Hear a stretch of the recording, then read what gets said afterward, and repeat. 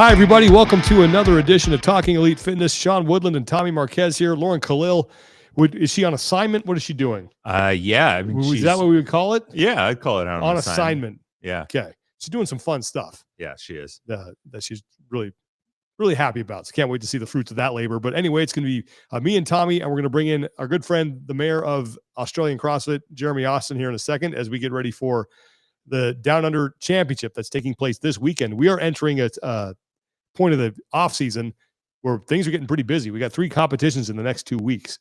This week we have the Downunder Championship. Next week is Fit Fest and Dubai. So a lot of stuff to talk about here in the next couple of weeks as we actually have some competition. But before we get into our discussion with Jeremy about the Downunder Championship, we want to thank our sponsor for today, and that is Thirdzy. If you're watching this on YouTube, you can scan that QR code in the upper left-hand part of your screen. We'll take you to Thirdzy's website, and you can save 20% with our code TEF. So you're going to want to improve your sleep game with Thirdzy. Like, this stuff has been an absolute game changer for me, man. Yeah. I usually struggle falling to sleep.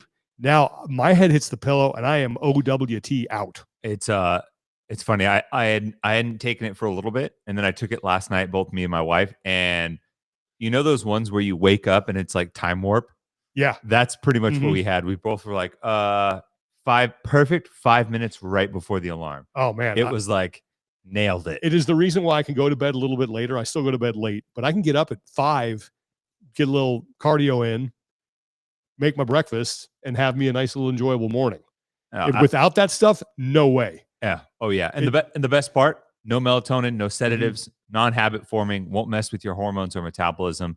Just good stuff to help you get nice quality, deep sleep, help you fall asleep. And it's almost like I think they have it on their website. They call it pre-workout for your sleep. It is. And it's got amino acids and as well as collagen, a lot of helpful things to help you recover while you sleep as well. I've tried a lot of stuff to try to help me get better sleep. This is the only thing that has worked consistently. Absolutely love it. Like I am buying that from here to my dying days, because it has helped me get the most out of my sleep. It helps me, stay asleep. I'm not waking up as much. Like, it's just an absolute game changer. So check them out.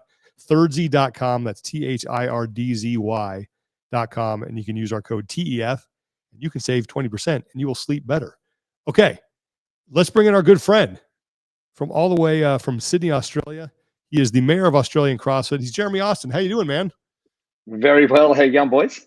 Doing great, man. We're excited because the next couple of weeks we have some competition to talk about.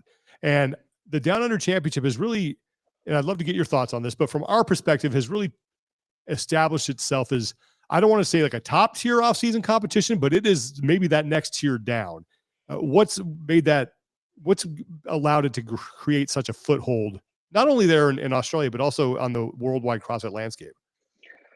Well, I think you go back to the early days of the regional and where we are now in Wollongong, and it's absolutely bucketing down here. It has been for days, and it's going to continue on for a little bit. So the weather's miserable, but there's sort of that feeling of the original sort of standpoint of where CrossFit got its foothold in Australia and New Zealand out here. So people are really happy to come down here, and like, the arena's awesome. It's like one of the best arenas that you'll see, very similar to the StubHub Centre in Carson, just with a roof on, thank goodness.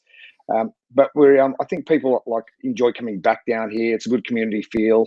Athletes, like a lot of international athletes, are coming down here. It's a good opportunity to come down, and I know the people that are coming down are going to be experiencing a few little bits and pieces of what the entire scenery down here has got to give them. So you'll see some footage coming up in the coming days, and they're going to be doing some activities around the place. So just getting out and about and just sort of embracing the community down here. And I think it's sort of coming back after its only first year last year on the bounce back. I think things are good. And I was speaking to Andreas Glor, who's the director of Down Under, yesterday, and I said, this has got more high-profile athletes than the Torian Pro, because we've got all that international flavour coming in rather than just the local athletes. So why wouldn't you be coming down here? Yeah, and it seems like it's an important asset. I mean, Australia has been a a big piece of the community for a long time, but the biggest obstacle has always been geography, right? You know, like in both directions, right? Getting these Australian athletes and New Zealand athletes out into competitions that the rest of the world, right? So the rest of the community can see them, and vice versa, getting athletes to go back down there. And it seems like competitions like that can start to bridge that gap a little bit. Oh, a little bit. And I was talking to Annie all the way down from the airport last night, and she's normally the big sort of West Coast flyer straight through to Sydney. But she dropped into Oahu on the way through. So she did a 5-hour and then had a 5-hour layover and then did the 11. And she said it was so much better than going straight through. Really? Yeah. Noah was very happy because he slept the whole way down here yesterday when he got in. So he was pretty happy when he arrived yesterday. So it's not really that bad. Well, let's talk about the fields that we have competing. And I guess we'll save the women for a second, because I think they might have some more familiar names to people. But who are the top names that you will be paying attention to and that people should be paying attention to as they watch this competition? And by the way, you will be able to watch this competition live. There is a stream being offered, and Jeremy will be on that along with Andy Sakamoto. So that's going to be a lot of fun. I'll be tuning in. But from the men's perspective, just names to watch and most intriguing storylines for you. Well, that's the thing. There's not a lot of male competitors in the field that people would know because they've all gone into the team competitions. So the elite men's division is going to be way open. Jake Douglas, obviously going to the games this year for his first time. He's going to be probably the benchmark guy that we're going to look out for. Zach Thomas, who got the event record for event number 1 at semi-finals from the Torian Pro. He's going to be competing as an individual. Also got Pete Ellis, a youngster who got on the podium last year. He's back again.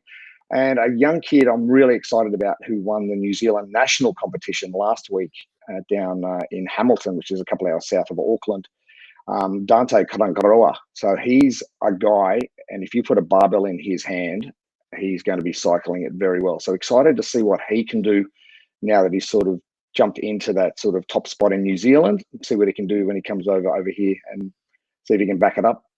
Do you feel like this is a good platform for some of these men who have maybe been on that just outside of the scope to actually put together a competition that can give some credence to them making a run at an individual next season on the game side? Oh, for sure. And I think Pete Ellis did that last year very well. And so we sort of had an idea of what he could do at Torian, and then he came down here and had a really good weekend. I think there's probably another young guy, Zane Shellabear-Healy, who's Grace Walton's partner from Western Australia in Perth. I think he's probably going to be one of those athletes as well who's had the experience of Downunder last year, goes to Torian again, does okay, does top 10. So I think this might be the platform that could probably springboard him as well into a really good 2024 season. We talk about sort of the next generation of athletes who are coming up all around the world, whether it's Europe or here in North America. But when I think about sort of the pioneers of Australian CrossFit, at least on the men's side, it's Chad McKay, there's Rob Forte, it's Brandon Swan, like those guys. Who are the next group that is poised to maybe take the mantle from that crew? Well, you've got your Ricky Garrard, who's in team competition this weekend, and his team's changed about 6 times from the team that was named. But he's going to be sitting around for a while. Jake Crouch is obviously the Prince of Pacific, so he's probably going to be the guy that's going to be around for probably the next 4 to 5 years. And depending on what Jake Douglas can do this weekend, and can he bounce back at the Torian Pro and get back to the games, I think sort of those 3 guys in particular are going to be 3 guys that are probably going to take that mantle from the old boys. Yeah. It was funny, you mentioned Chad McKay. I got a memory pop up yesterday of memories in Wollongong, and I've got a photo with Chad when he joined us on the broadcast. I think it might have been 2015 or 16, but it was early days, but he's not got any smaller. He's still the big rig. Yeah. Oh man, I love it. And it is interesting because the men that you mentioned, some people to keep your eye on, pretty much all 23 or younger. So still very much in their early 20s. And then you sprinkle in, like you said, I mean, Jay Crouch feels like he's been around forever, but he's only 24. Bailey Martin's 23. And so it does seem like there is a pretty solid foundation of young athletes that are ready to make that next step, or at least come kind of, throw their weight around a little bit. Because Will Kearney was 23, I think, last year. Peter Ellis, 21.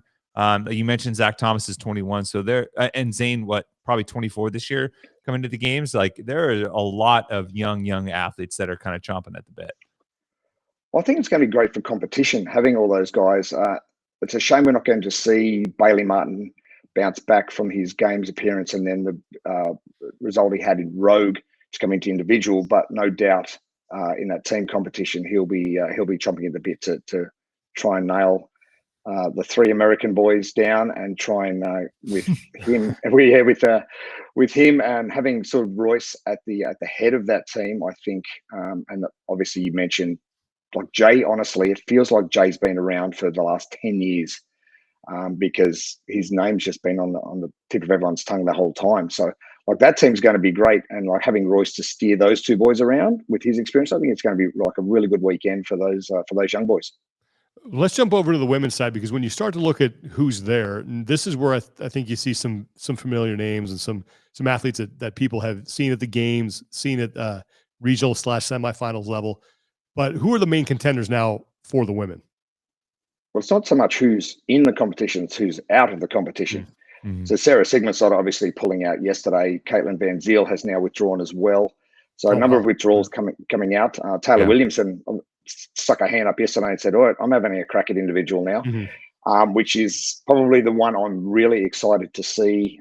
A lot of people down here in the Oceania region haven't seen what she can do as an individual. So I think it's going to be a good competition for her to come in. And like, there's a potential that she could actually win this thing, which I'm excited about. Who else are in there? Obviously, you've got Emily DeRoy, who went to the games this year. Christina Lividatakis, the South African, who podiumed last year. She's back for another crack. Gemma Hoke, who podiumed last year as well. She's not back. So it's going to sort of swing things open a little bit. The champ from last year, Maddie Sturt, she's back in again. She was so close to going to the games this year at the Torian Pro. So she's still around and still training very hard. So there's that sort of sprinkle of experience more so, but the one I'm really, really focused on this weekend is to see what Grace Walton can do, the West Australian. She's got a very big future. She's shown us in the last 2 years at the Torian Pro what she's capable of, and I think this weekend might be that one, this sort of next step for her to go, hey, here I am. So I'm excited to see what she can do. Yeah, you mentioned obviously Gemma and Caitlin not competing, but I think the beauty of that is if you're looking at the games leaderboard from Torian last year, behind Caitlin, the next 4 athletes that were knocking on the door as the kind of the not quite heir apparent, but the athletes that could make that next step sitting on the bubble: Grace Walton, Georgia Pryor, Julia Hannaford, and Maddie Sturt, all going to be there. So you kind of get this really cool litmus test of seeing what all of these athletes have been doing in the offseason as they fight to get back off of the bubble into that top spot. And that's why I think when Sean and I were talking about this is what interests me in terms of, hey, we have some athletes that are really, really close, right? And is this going to be the year? And if so, what are going to be the early warning signs of whether they do or do not, especially when they get to compete, in their backyard a little bit. Oh, for sure. And like you've got your Georgia Pryors who have been sitting there for the last couple of years on that sort of verge. And don't discount Marnie Sykes either. Oh, yeah. She's just been chipping away, just training away. And Sean, you mentioned year between CrossFit competition. Seems like forever since we've been talking about this sort of stuff, and now it's sort of back. So yeah, Tommy, I fully agree. It's going to be interesting to see what these athletes have been doing in the off season. What sort of trajectory they're going to be on. Obviously, you're not going to be peaking for down under, but you still want to be in a competitive position because it's sort of that could springboard. And I know the Open's not too far away either, and my fitness level's going to attest to that. But it's not that far away, so it's like it's around the corner. Yeah, and Marnie's a good call, right? Because she's been on a team the last few years, trying to make a push for that Oceania team, making the podium the last couple of years. But she was hitting the sanctional circuit back, 2020. I watched her compete in, I believe it was in Pandaland and then Dubai, and making those kind of rounds, if you will. And sometimes you see the athlete like test the individual water, take a step back, go spend some time in team, develop a little bit, and come back even better. And, you know, she's a good candidate for that. Oh, for sure. You don't see too much of that anymore of athletes like jutting around doing competition after competition, unless your name's Royce Dunn. He's competing a lot. I know Luka Djukic is doing the same thing. He's just competing at everything that pops up. Yeah. And you need the experience of competing, and you need the experience of winning to be a champion. So getting out to these competitions is really important. Some athletes choosing not to compete this weekend, I'm not sure how that's going to roll, if they need obviously time to recover from injury or what it might be, but you just can't beat that game time experience. And we haven't even talked about a couple of the transports. Amy Kringle, who was, I think, 20th last year in Europe. Is Annika still competing, right? Yes, Annika's still competing. Yeah, and I think she's someone that everyone's kind of waiting to see how does she show up after. It just seems like every year it's just one little thing here or there that like keeps her out of the games, and we're just kind of waiting for that breakthrough to finally come through. I think so as well, and it's like that anticipation of like what is she capable of doing, and this is a perfect opportunity. She only arrives. She's in Sydney now, so she arrives down in Wollongong today. So that jet lag issue shouldn't be an issue, considering we're still a couple of days away from competition. But I fully agree. There's just that one little thing that's been niggling every sort of competition or major competition that's been coming. And yeah, I'm excited to see what she's capable of as well. Her trajectory has certainly been, I mean, it's going up, but it's not, it is a slow, steady creep, it seems like. But you can see every time you watch her compete, every time she's out there, or whether it's in a virtual competition, you can see her getting better. Yeah. And it's almost like we have those little things like Jeremy just mentioned, I feel like almost prevent us from actually getting to see what the full improvement has been. Right. And, I talked to her a little bit at Rogue, and she mentioned, not shooting to compete there this year and trying to take a little bit of time off and picking her spots a little bit better and making sure that it supports her being fully healthy and, being able to attack the game season accordingly. And, man, it's one of those ones where it's been like 4 or 5. It's been more than that, really, if you count her teenage years where she's just missed out to it. It's like, finally, I want her to be able to call herself a games athlete, because I think she's been at that level both as a teenager and hovering in that arena as an individual. But I wanted to briefly talk programming. If people are thinking about, hey, I want to tune in wherever I am in the world, but maybe you have an afternoon or a few hours here or there, looking at the programming slate, is there one that, Jeremy, you're like, I'm fired up to get to call this one? There's a couple. The first event of the day on Friday, in particular, which will be great timing for you guys in the States, because it won't be 2:00 in the morning. So we're actually running outside. So we're going to start outside on the main field on the rig, and then we're going to head out to the lighthouse to do some D-ball cleans. So there's a good 1 kilometer run in between, and fingers crossed we've got some good weather. It's predicted to be good weather, because the shots are going to be amazing of actually what the athletes are going to be doing, and a good showcase of what Wollongong actually looks like instead of the inside of an arena. We saw a little bit of it last year when we went outside, but we've got that sort of event is like a lot of stuff gymnastically to start and finish with, and then the monostructural run in the middle, and then some heavy lifting of the 70, 50 kilo D-ball at the lighthouse. So that'll be pretty epic to get done. And I spoke to Rob Forte yesterday about the final event, the double grace. And I said, was this sort of a tip of the hat to the 2014 games? And he goes, yeah, sort of. I just wanted to make it better. So instead of having the 60 reps complete, you get a time. He said, that'll be pretty slow and not that interesting for people to watch. So let's split it in two.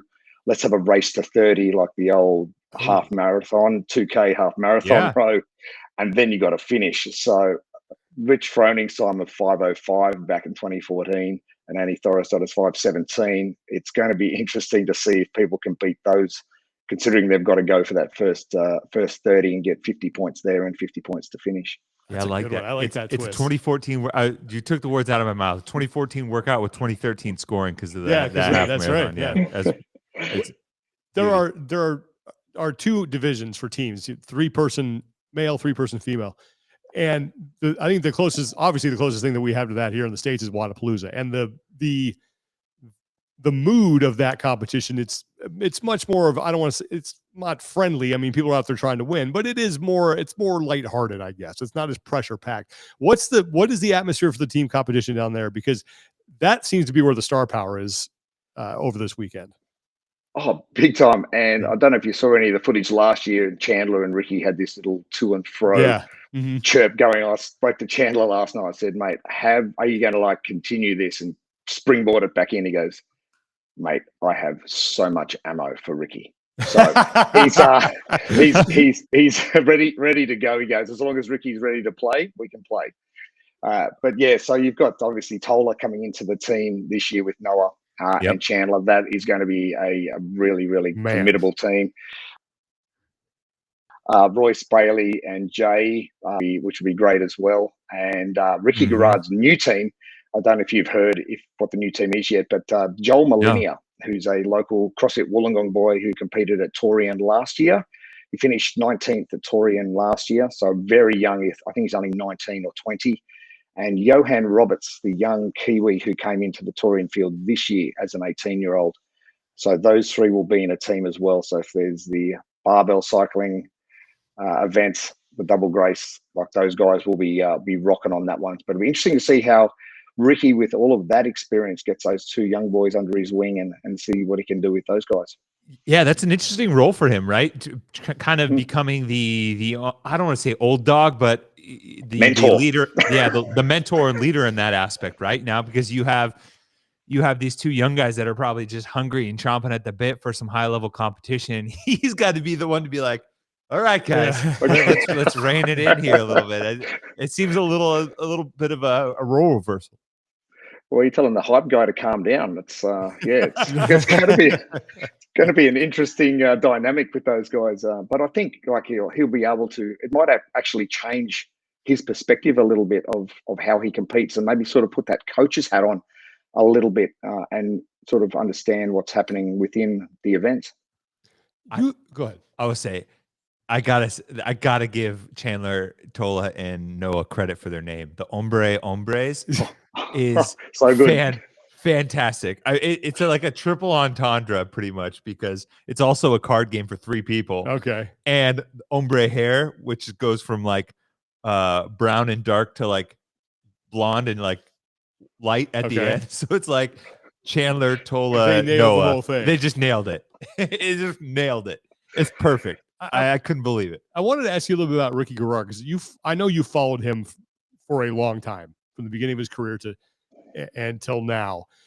And from your perspective, Jeremy, what do you think the biggest difference between him is as a competitor now compared to when you first saw him kind of bust onto the scene?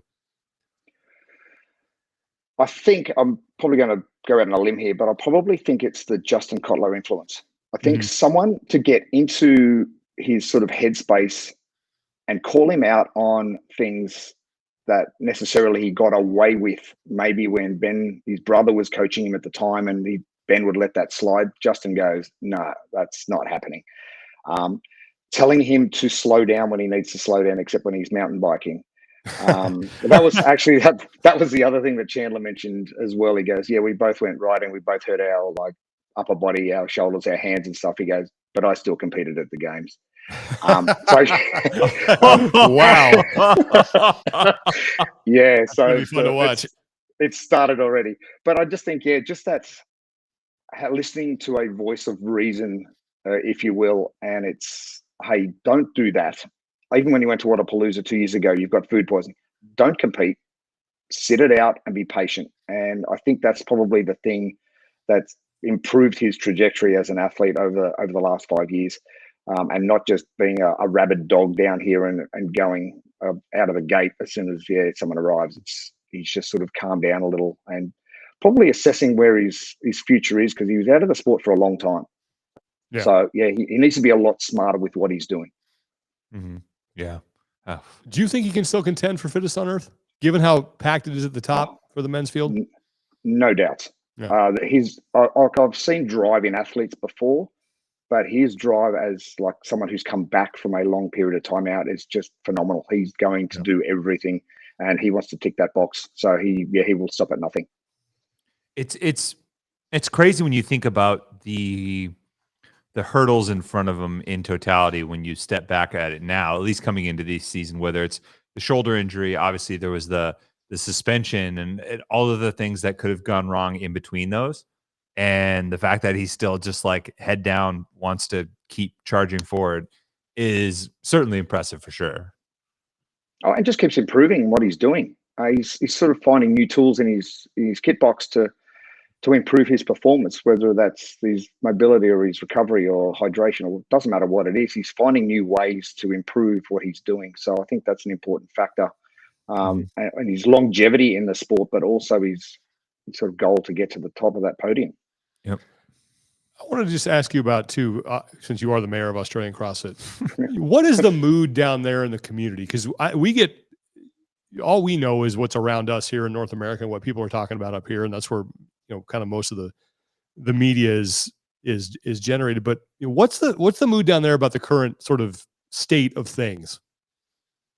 It's really weird. I was talking to Annie last night about it all, and she goes, "Oh, there's some talk about like the affiliate side of things, and there's what's happening in competition, and like this." But we're the same. We're just on our little bubble down here in our island, floating around. But we don't sort of get too much. It's all that sort of secondhand response stuff. We have got an affiliate summit happening tomorrow, which will be Thursday our time, where all the affiliates will get together. And last year we were fortunate to have CEO Don Fall and Gary Gaines out here to run that whole thing. So this will be a locally based affiliate summit, and I think there's 120 affiliates coming down, which will be like wonderful, and get those guys together and probably spitball a little bit in the room and probably get an idea of what's actually happening rather than a little bit of hearsay. As you say, like we only hear things secondhand. And Lily Cosgrove, who's taken over as the Australian country manager now, she's doing a great job in sending out as much info as possible weekly on stuff that's happening and all that sort of stuff. And I know Leah over in New Zealand's doing the same sort of thing. And Ed Morrison, the director of the region, is he'll be getting things aligned and making sure everything's on the right path. But those three in particular are just driving the affiliate model down here and trying to get everyone like together as much as possible. I saw that. I've been over New Zealand a couple of times in the last month, and their community over there is just like phenomenal. They've got such a great community over there. You're not surprised when you see great athletes come out of there. But they do competitions nearly every week, and they get like 800 to 1,000 competitors. Wow. Like every time. It's just crazy how well they're doing over there. So, but just having those drivers behind to make sure everyone's on the right path. But I think information coming tomorrow will be a big step in that. We haven't talked women's team of three. Yeah. Besides, obviously, is there really a flat white CrossFit? True story, Sydney based. We do some good flat whites down here. That is a fact. So I hear. Yeah. I saw that on the line of teams. Double take. I'm like, hey, you're mixing all of your passions there, But I think the team that draws the most attention, right, is the Invictus team, the California girls that has Jessie Smith, Emily Rethwell, Danny Spiegel. Jesse and Emily both competing, on games caliber and games teams, and Danny being individual games athlete since 2019. Is what is the team? What are the couple of teams that can maybe push these three and kind of maybe defend the wall, if you will, from these these crazy North Americans coming over and trying to win their event? Well, three in particular. Nextletica Gold, which has got Christy Hollard, who's got all of that experience. And she's another one with Royce who competes, like she could compete every single day of her life if she wanted to, because she just competes all the time and she does such a great job. Bryony Chalice, who was in the EXF team at the Games 2 years ago, she's in that team. And dare I say, call her a veteran, Amy Alessi, who's pretty much competed at every competition at Wollongong since regionals came down to this region. You won't miss Amy. She's got the longest blonde ponytail in the world. It's nearly as sort of long as she is tall. But she's got so much experience. So she'll balance out that team really well, really good gymnastically. So that'll be a good team. We've got the Renegade Girly Pops team from Auckland, New Zealand, which has got Bailey Rogers in it. Bailey ticked off the fittest in New Zealand last week for the New Zealand Nationals competition. And has got over her little niggling back injury, and she's looking in great form. So Bailey Rogers getting into that team with a youngster called Gabby Napper. Now, Gabby was in the Renegade team at Torian this year.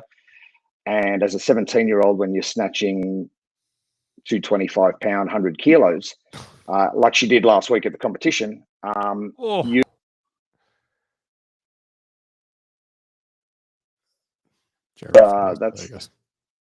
she's definitely one to watch in the coming years. Gabby Napper, another blonde-haired ponytail girl, and another athlete they've got in is Gemma Ellis, who won the RX division at the New Zealand Nationals last week. So that'll be a really well balanced team as well. And we talk about Ricky trying to mentor these youngsters coming through. Bailey Rogers is going to find herself in a similar position with Gemma and Gabby. Gemma just coming off having a baby as well. So proving that down here, like we've got our females having babies and bouncing back straight away. So yeah, man, it's all good. Yeah. Did you say 17 years and she snatched 100 kilos? 100 kilos, 225 pounds. It's on, if you look at the New Zealand Nationals Instagram stuff, it nearly like exploded the internet. It was crazy. I'm just going to quit. I mean, at this point, there's 17-year-old women. I mean, that's nuts. Wow. Yeah. So big fish for Gabby Napper. And but the last team, I don't think I've been more excited in my life than this team. It is the Fit Mummers with Alethea Boone, Justine Beef, and Jaylee Manzi. Three mums who have got some great caliber at CrossFit Games level. And I think they are really going to, shake it down for the rest of them. For those of us who want to watch this, and I'll be watching as much as I can, what events are you calling? Because there's a lot of action, man.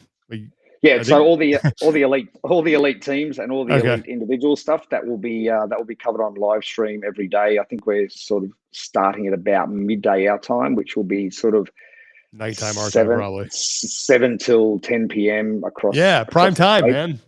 Yeah, oh, yeah. Can't wait. Give me something to watch at night. Yeah. Okay. And then we're gonna be doing all the live stream for the other stuff, but we're just going to take the MC feed from the floor for those ones. Okay, I give up. I just watched this video. Let me see if I can find it. It's New Zealand _nationals. I caution you, Sean, because I think we should just pack it in. It's like, one, she almost pulled it behind her. Two, even though she catches a little bit soft, she like basically presses it out at the bottom and looks so comfortable doing it. And it's not fair. That's the thing, Tommy. I was watching. Yeah, I was watching it live, and I went, she not only. Oh, he's back. Oh, we got you back. You dropped out there for a second. I want to show it here so we can all watch this. Hang on, because this is insane. All right, here we go. No problem. Wow. I mean, come on. That one more time. We'll just watch it just one more time. This is 100 kilos, 225. Boop, no problem. What do you guys call that? A buck and a pop?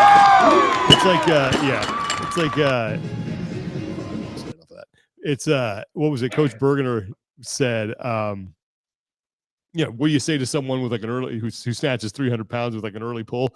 Nice lift. Yeah. What do you say to someone like maybe the soft arm itself? That's a good lift. Nice That's exactly. That's incredible, man. That'll be fun to watch. Well, listen, man, have a great call. And for those people who are wondering, you can find this on the Downunder Championship website, Facebook page. Check their Instagram feed. But Jeremy will be calling it with Andy Sakamoto, and check local listings. You got competition watch this week, man. It's gonna be a blast. We've got on YouTube as well, so everything's linking up as per normal, just like a games feed. So we're gonna get it out as much as we can, and I think it's gonna be great. Good crowd expected in as well. Awesome. And I'll be sure to send you, all kinds of text messages while you're trying to work. Please do. I will, man. Well, listen, hey, Jeremy, thanks so much for doing this. I know you're just starting your day off over there. I'm sure you got rehearsals and things you got to go deal with, but always Flat whites appreciate you first. checking in. Got to get that flat white. Yeah. Got to get some brekkie. That's it. And yeah, man, have a great call and looking forward to watching it. Thanks again for stopping by.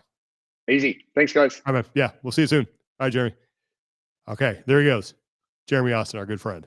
Woo, that's good stuff. That's awesome. Yeah. I always appreciate Jeremy stopping by. It is nice because like you said, at times, I feel like the community in Oceania down there is deserving of a little bit more, but they're beyond the obvious barriers that we've talked about. Yeah, I've been there. I got to be there for the invitational that we did in 2017, and I got to call it with Jeremy. It was awesome. And the community there, and the gyms that I visited, and the people, it was so good. They were super friendly, super engaging. It's like what you would hope, like the best of CrossFit is. That is what I saw. Sure. Paul Walton, who's the coach down there, went to his gym. It was a great time, and I'm with you. I think that they have such talented athletes down there.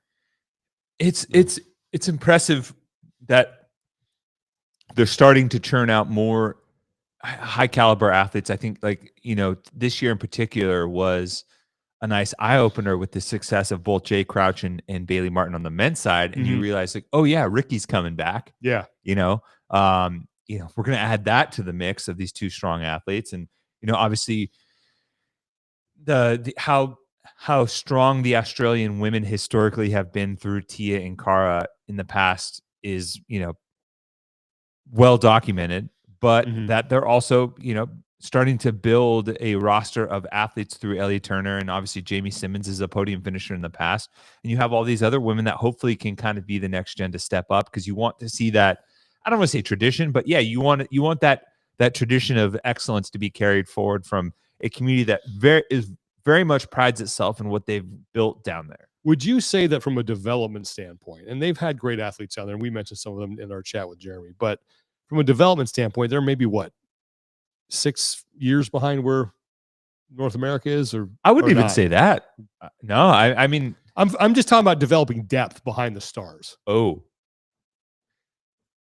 I think it begs the question: is that because they only get so many spots, or are there people in spots like 5 through 8 that we just don't know that they could get to the games and shine? True. Right? Yeah, that's a really good point. And that's where I think, hey, maybe some of these athletes from Europe, North America, going down there and maybe getting the screws put to them in these types of events could maybe open up some eyes there. I'm looking forward to watching it. As I remember last year, the stream quality of the broadcast was really good. Yeah, Jeremy and Annie, both pros, they'll do a good job. And yeah, the crew that I think is, I might be speaking out of turn here, but the crew that does it, I think they have a lot of experience doing other events down there. So it's not like this is just a bunch of guys that you're like, hey, this is this brand new sport we want you to cover. Like there's experience here that's doing it, and that matters. So yeah, I'm looking forward to maybe turn on a little CrossFit on Thursday, Friday nights, Saturday nights, and watching Jeremy and Annie do their thing. Okay. Do we have any community support we need to get to before we get to our PRs and no reps? I didn't have any, at least. Okay. I just want to mention the thing that I think we mentioned a couple of weeks ago, the Jans family from here in San Jose. We're going to post something on our social media about that. If you want to help that family out, we're recording this on Giving Tuesday, so that'd be great. I know that'll be up on our social media, so keep an eye out for that. But go ahead. I was gonna say it is Giving Tuesday, just in general. You're going to be, I'm sure you'll be getting hit up at some level by whatever outlets you choose to support to continue doing so. So yeah, whether it's you're a school you're an alumnus from, or whatever it is, this is an opportunity to give back a little bit. I know there's certainly tons of worthwhile charities to go support, and I think too, we forget this time of year often it's tough for people sometimes from a mental health standpoint. Check in on your folks, man. Yeah, check in on your people. Sure. Ask people how they're doing. Ask your friends how they're doing. If you're concerned about someone, give them a call. Like that stuff, it makes a difference. So just keep that in mind as we move through the holiday season. All right, PRs and no reps. You got a no rep? I got a couple. All right, I'm gonna no rep Deontay Johnson from the Pittsburgh Steelers. Did you see this? I heard about this. This play where he just what? So the play Gave before, up? the play before he drops a touchdown pass, right? Well, how And- like okay, we define drop. They like hit him in the breadbasket. Like Supposedly, I didn't see All that play, but everyone was saying like after you drop a touchdown too. And he's been very vocal. There's been some issue. Deontay Johnson before that with that week leading into gets into a Minka Fitzpatrick. I heard about that. Yeah. So maybe I should no rep diva wide receivers. Why is it always the wide receiver, man? As a former wide receiver myself, let's say they do not speak for us. You never hear about the diva guard, you know, the diva long snapper. Yeah, like those guys, you know, yeah, pale dudes. the diva left tackle. Yeah. But he after dropping a touchdown pass, it's a run, and he doesn't block at all. He doesn't fire off the line. The ball gets fumbled. The ball goes by him. He could have picked it up and recovered it. Instead, just stares as the Bengals pick it up and run it the other direction. Wasn't his excuse was I thought it was a dead ball? Doesn't matter. I know. No, it doesn't matter. You jump on that thing. What was it? I was listening to a soundbite from Big Cat talking about back when the Bears used to run Wildcat. Jay Cutler would line up out and split up wide, and he would just stand straight up like, I'm no threat to you. like that's exactly what he did. So I'm no repping him, and I'm also, Sean, I'm no repping astrology deniers. Excuse me. There was I got to hear this. There was a big win for astrology this past This weekend. is gonna take some convincing here. Yeah. So Thursday, shortly before the Packers Detroit Lions Thanksgiving Day football game, a stat came out. It was brought to our attention from astrology enthusiasts that this would be the 13th time that the Detroit Lions have played on Thanksgiving underneath a waxing gibbous moon. The previous 12 times they had done so, they had lost. Detroit Lions, heavy favorites against the Packers. What happened? They lost. They lost. You can't bet against the moon. Sean. Well, I'm convinced. That sounds like that's airtight reasoning. And all of my friends who are in, jokingly into sports game, I started just firing that around. Yeah. And one of my buddies is a Packers fan. He's like, it's enough for me. Fire away. Wow. All right. Hey man, whatever puts a little money in your pocket, that's fine. I don't think I have a no rep this week. I definitely got a PR though. Ooh, okay. This is a buddy of mine sent me this. This is a guy. Do you know who Barkley Briggs is? No. Barkley Briggs plays for Davidson football, right? Oh, that's where my buddy teaches. I was just on their campus. This guy, Barkley, went to Twitter, took to Twitter, and he says to Wildcat Nation wrote this post. Maybe let's see if I can pull it up here. Oh god. Beautiful campus, by the way. I was just there 2 weeks ago. That's my buddy's a professor there. This is absolutely hilarious, and it deserves to be shown here. Hang on. Also, fun fact: did you know that Davidson, if you were in need of financial assistance because of their endowment, they will cover your tuition so that no student graduates from Davidson with debt. Oh man, hang on. Let me get this. Former school. I want to show this to the. Also, the former school of Steph Curry, Davidson Wildcats. Okay, here it is. All right, let me call this up so we can actually show people who are watching here what this is all about. All right, this was, I thought, absolutely brilliant, and this guy deserves a PR. 1 second. Okay, here it is. This is what it is. This guy wrote. He took to X to write this, right? He goes, to Wildcat Nation, over the last 4 years, I've had the incredible opportunity to serve diligently as a career backup offensive lineman here at Davidson College. While I only played during blowouts or when starters got injured, I refuse to let that stop me from being a scrappy, sneaky athletic, fundamental, high football IQ lunch pail guy. There are countless people who I have to thank for making my dream of playing Division I football a reality. But I especially want to express my gratitude to my family, my coaches, Oprah Winfrey, my teammates, Winston Churchill, my friends, and all those who have supported me throughout this journey. Here you go. Here's where the PR comes in. With that being said, I will be foregoing my remaining eligibility to enter my name into the 2024 NFL Draft.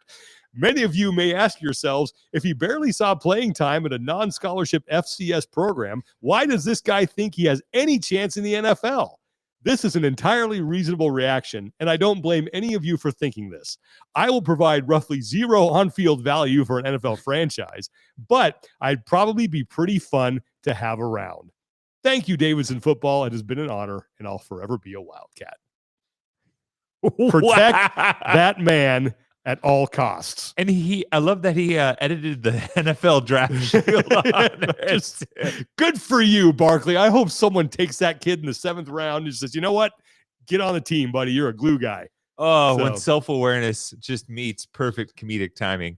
That's it. So that's my that's PR. fantastic. That gave me a chuckle. Oh, I had 2. Right. I was going to PR women's weightlifting, which is only further appropriate now that we've seen, given that we saw that. But on top of that, Laura Horvath won the Hungarian national championship. I saw that, man. She crushed it. And set records in the process. Yeah.